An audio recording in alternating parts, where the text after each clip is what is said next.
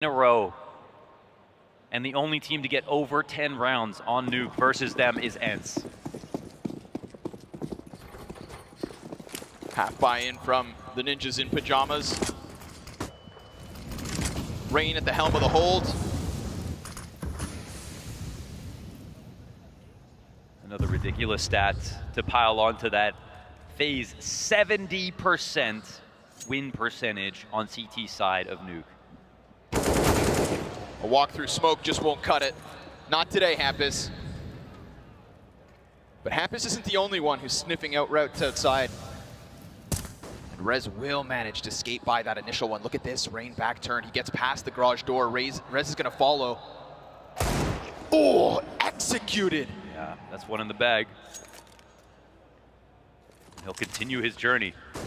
Kerrigan jumps back into Mini, flies beyond the squeaky door. Twist is gonna have to take up the job of holding this site, and it's only the one kill. ENCE can't cross easily, not with Kerrigan's hands on that AK. Deagle outside goes down, and FaZe will move forward with a one-round lead. Yeah, we got Robs opening up a little bit, of course. Now, Rez on these lurks over and over again. This is interesting. Now, the one thing that looks a little stringy, we look at the FaZe CT side, all of the nades were being thrown for Rain to assist him in getting space and going off with these lurks. In this spot, we had Rez throw his own kit of utility to try to create space. Rain literally swung on him from Big Garage a few seconds after he saw that. He called the bluff completely. So they're going to do that continuously. Is it going to be too predictable? Brokey, oh, he's burning all the way down to the fire. But they throw the wrong molly. There's a spot here for Twist. And Kerrigan both on top in the Raptors. Oh! Kerrigan, double kill. ENCE answers back. It's a wounded NiP, but it's still the 1v3. And Robs has been so absent. But now, now he has a chance. Yeah, Hampus jumps into his arms, and Robs, he is angry. He's looking for redemption in this map from Legends, only an op to play with. They may have both given him an audio cue. But he's gonna give it up. That's it for Robs. NiP have done it. They've broken into double digits to be 2 out of 7 teams to do that versus FaZe, but the CT side is still looking very strong. The core is not here for FaZe.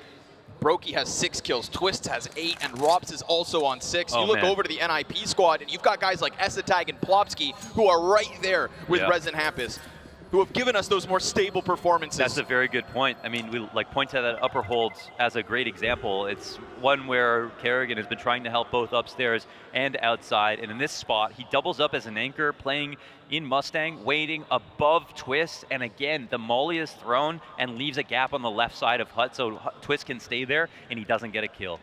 Kerrigan has to get 2, and that's all the upper hold has to offer. So I think what you pointed out is exactly right.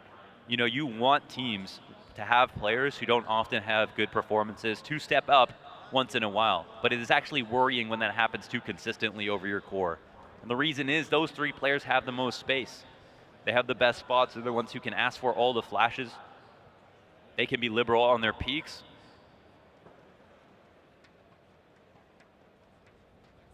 FaZe are fighting for their playoff life, and this bracket is absolutely brutal when we look at quarters.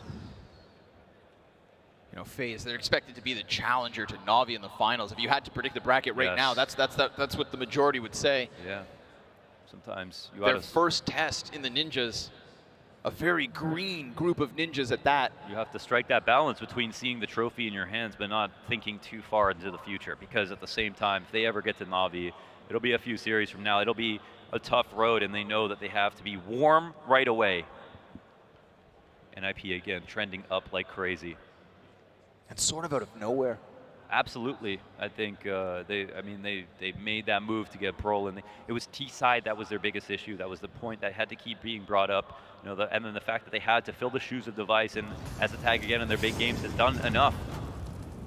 But with DJL, with Roland coming in with a 1.20 rating on T-side, they have solved these problems directly. What? Oh, we didn't see that. Rain. Yeah, and that maybe we get a 2v2. But for now, 10 to 10. And 10 to go here in regulation. If we're lucky. Antwerp, are you still there? Yeah, they are. Just double checking. Yeah, the crowd is light today, but they are loud. We got lots of CS to give you, and Twists is going to give it right back to NiP. 2 kills made easily through the hut. Broky's coming alive, and we just put these players under question. Okay. So they put the Ninjas under pressure, and they answer on this CT side. Wow, was that your energy? That's what did it. FaZe immediately put up the hold, and we get the set play right from NiP through the lobby into upstairs, and they're ready for it. These long drawn-out rounds have worked out all right. Rez getting left last alive in a couple of these spots, and very interestingly, again, being the lurker on this team is quite interesting. Make sure this one-op doesn't get recovered. This would be in the hands of Robs. He would happily take this into the next round. Might not buy for himself otherwise, but they finally hold. Out of bounds. Yeah, out of bounds. Is there a world where? Oh, there always is. It's Counter-Strike. Yeah, it is Rez. You know, 3 in the name. Right? There's always a chance.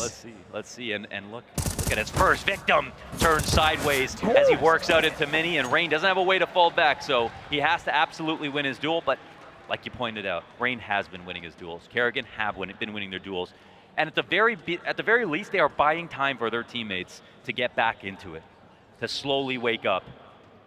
But at some point, they've got to. That coffee's got to kick in. And it hasn't yet.